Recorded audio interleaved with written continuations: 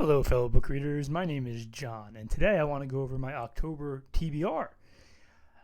Now, I only do TBR videos when I do like a themed month, and this month I am doing Vampire October, mainly because I read Bram Stoker's Dracula last year, and I loved that book. That book was so good, it surpassed all my expectations for it. So this year I want to read more vampire books, just see what the genre has to offer, and what I like about it is that vampire books in particular tend to cross genres. It's not all horror, so there's going to be some horror on this list. There's some fantasy. There's some like more children's books, I would say. There's like one children's book, I would say. I try to get a humorous book in there, and I there might even be like just a flat out romance in there. Even crosses subgenres, to be honest.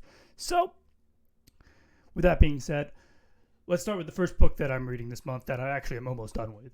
That would be Interview with a Vampire by Anne Rice. This book is about our main character, Lewis, who sits down for an interview with this unnamed interviewer.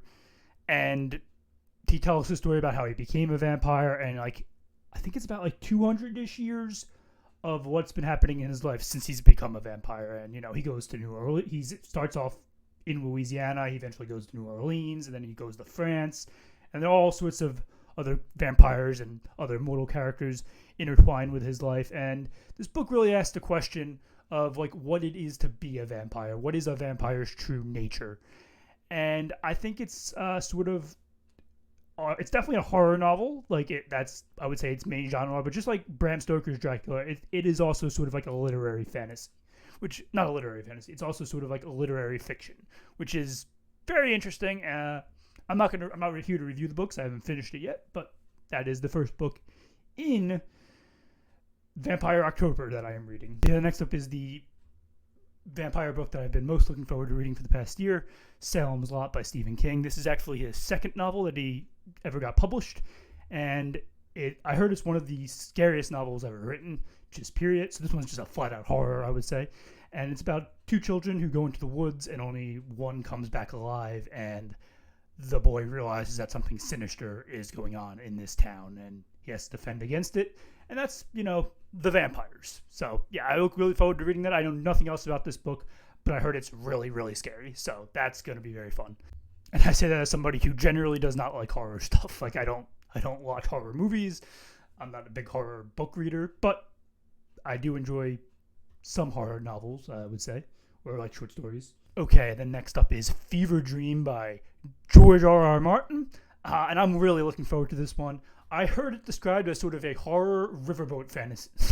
I've heard it described as a horror riverboat novel, which doesn't really make a whole lot of sense to me because I don't think riverboat is its own genre, but, I guess it is. I've never, tried to look at other riverboat books before, so sure. In this book, our main protagonist is this guy who gets offered a massive job to run this riverboat fishing company, and he realizes quickly that something's amiss because his partner is a little bit aloof and a little bit weird and odd. And we find out later that it is vampires. There are vampires all over this riverboat and all over this river, I guess, and it's sort of a horror riverboat novel, like I said. I look forward to reading it. It's George R.R. Martin, so I'm sure it's going to be great. I've read a couple of his short stories that have involved vampires. There's a few in Dream Songs. So, yeah, looking forward to this one for sure. Okay, then next up is another horror novel. It's The Buffalo Hunter by Stephen Graham Jones.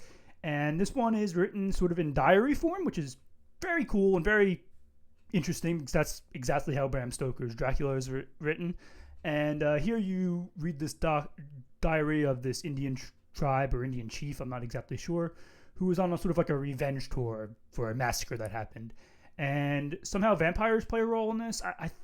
My understanding is I think vampires are supposed to be the surprise, but I already know that this book has vampires in it. So I don't know if this book's going to hit for me like it hit for some people, but I can't wait to read it because I never read a Stephen Graham Jones novel before, and I heard he's a master of horror. So I'm really looking forward to this one, and I've seen nothing but great reviews for it. So, plus, as I said before, I was a history major. I have my bachelor's degree in history, so I think this book sort of has some historical fiction going on in it, which is really cool. And then next up, we're going into our fantasy section of the month with Empire of the Vampire.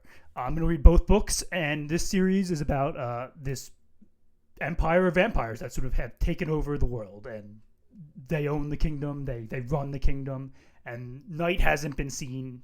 I mean, daylight hasn't been seen in years, and it's about an order of these like vampire hunters or churchgoers that are fighting against this empire.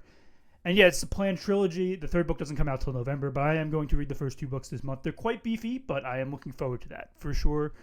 It's just a straight epic fantasy with some horror vibes, and I've never read a Jay Kristoff book before, and I've heard he's like a brilliant author, so I can't wait to get to this one, because really, if you know me, I prefer to read fantasies, so this sounds like it's right up my alley. And next up in our fantasy journey involving vampires is our new release, Bury Our Bones in the Midnight Soil by V.E. Schwab. I have read 4 different V.E. Schwab books, and they've all been pretty good, but none of them have really hit, besides for the third book. None of them have really hit the great mark, besides for the third book of the Shades of Magic series, Conjuring of Light. But she has this way that she writes that is just like very easy to read, and it traps you. I loved Invisible Life of Addie Lou up until the end of the book, and yeah, really the end of the book soured me on the entire book, but up until the end, I loved that book. And I heard this book is very much in that same vein of like storytelling, so I hope the end of this book just hits a little bit better, and I think I'm going to love it. This book's about 3 different vampires, 3 different female vampires in 3 different centuries, and it tells the stories of all 3 of them, kind of going back and forth between all 3.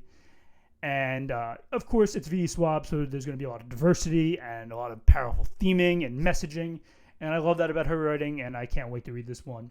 It's definitely a fantasy with some horror elements to it, but overall, it is a fantasy. So yeah, really looking forward to it. Hey, and then our last fantasy series is, I would say it would be in the Romantasy series is what I would call it, is Serpent and the Wings of Night by Clarissa Broadbent. And this series, in my understanding, is sort of like the Hunger Games, except just with more romance. So that sounds really interesting because the male main character is a vampire. And I look forward to seeing how that works in sort of a Hunger Games type environment. I heard the first book's really good, but the second book's a little bit weak. I am going to read both of the first 2 books because that tells a full story. I know there are other books, but they're like kind of separated into duologies is my understanding. I'm not totally sure how that works, but if you know, comment down below. Okay, and those are all the books that I'm definitely going to get to in October, or at least that I think I'll be able to definitely get to in October. But if I do finish those, I have a few more that I would like to get to. So we're going to start with what I would just call a flat-out romance. That would be Twilight.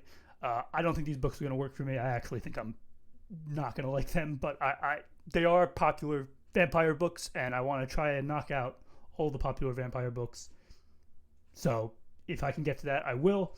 I know some people call this a fantasy romance, but I think it's really just a romance. I don't have to describe what it is. It's obviously, vampires and romance. So, these books were hugely popular in the late 2000s. Okay, then the next book that I would like to get to, I want to get like a comedy in here almost. And this book isn't a comedy necessarily, but because it plays it straight, but it's so outrageous that I think it's going to be funny, and that would be Abraham Lincoln Vampire Hunter by Seth Grahame-Smith. Obviously, there was a movie on this one that was completely outrageous, and I feel like the book's also just going to be completely outrageous. I don't know if I'm going to get to it, but if I am, I'm really looking forward to it. Again, history major, love Abraham Lincoln. So, yeah, this book is going to, I think I'll laugh if I read this one, and I'm really looking forward to it. It's a very serious book about Abraham Lincoln hunting vampires. Like, can it get any more outrageous than that? And then another book that's bound to have some humor, it's from the Discworld series, Carpe Jugulum by Terry Pratchett.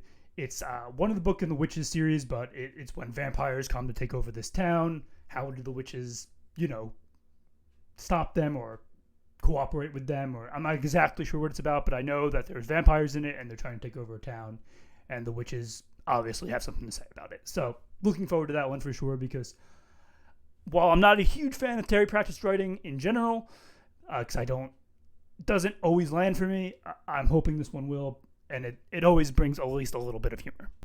And like I said, I want to read one children's or middle grade vampire book, and I landed on this one because they have it in my library, so if I can get to it, I will. It's called Surwa Boateng's Guide to Vampire Hunting. it's about this preteen girl who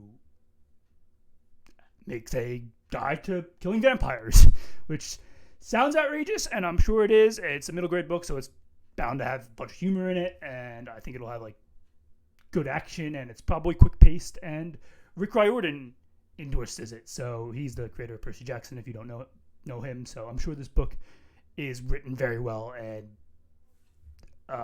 is everything you want. And it's by Roseanne Brown. That's the name of the author. So yeah, and that is every book that I plan to read on in October. I think there's a lot of diversity in these vampire books. Like I said, there's some horror, there's some epic fantasy, there's some romantasy, there's some just literary fiction, I would say. There's a children's book in here, there's some humor. I think it has it all. That's what's really interesting about these vampire books. They can go in a lot of different directions, and I can't wait to try some of the more famous ones. And I do plan on making a vampire book ranking video when I'm done with all these books. Because I'm reading, I think, most of like the major popular ones. I know there's some others out there that I'm not touching exactly yet, but I think this is a good sample of the like bigger vampire books. So let me know down below if you've read any of these or what you think of them, or if you're looking forward to reading any of these.